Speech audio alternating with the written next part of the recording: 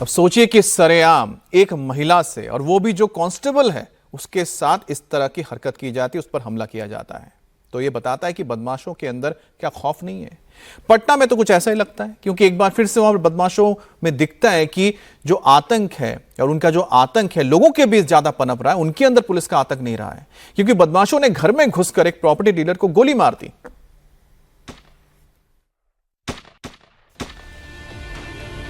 बिहार की राजधानी पटना में एक बार फिर बदमाशों ने सनसनीखेज वारदात को अंजाम दिया है।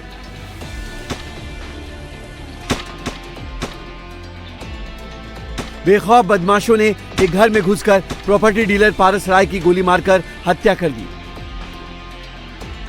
वारदात का सीसीटीवी सामने आया है।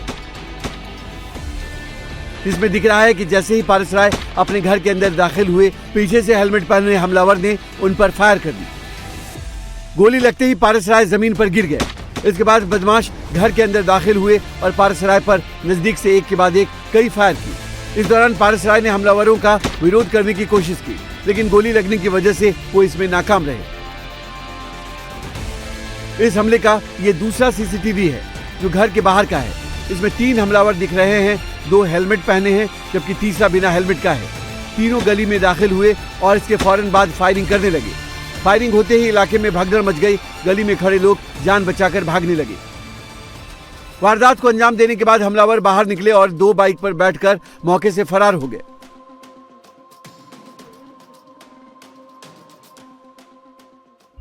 पारस राय हत्याकांड में अभी उनके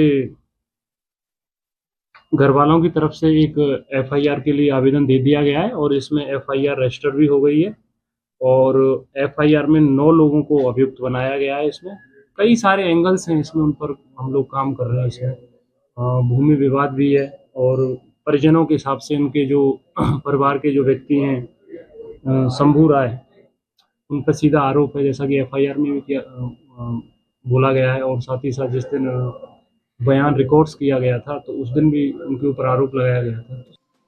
वारदात के बाद पारस राय के परिवार वालों ने जमीन विवाद में भाई शंभू राय पर बिल्डरों के साथ मिलकर हत्या करने का आरोप लगाया है। परिवार ने इस मामले में शंभू राय समेत 9 लोगों के खिलाफ नामजद एफआईआर दर्ज कराई है। पुलिस सीसीटीवी के आधार पर आरोपियों की तलाश में जुटी है। सरेआम हुए इस हत्याकांड ने एक बार फिर पटना में कानून व्यवस्था पर सवाल उठा दिए हैं।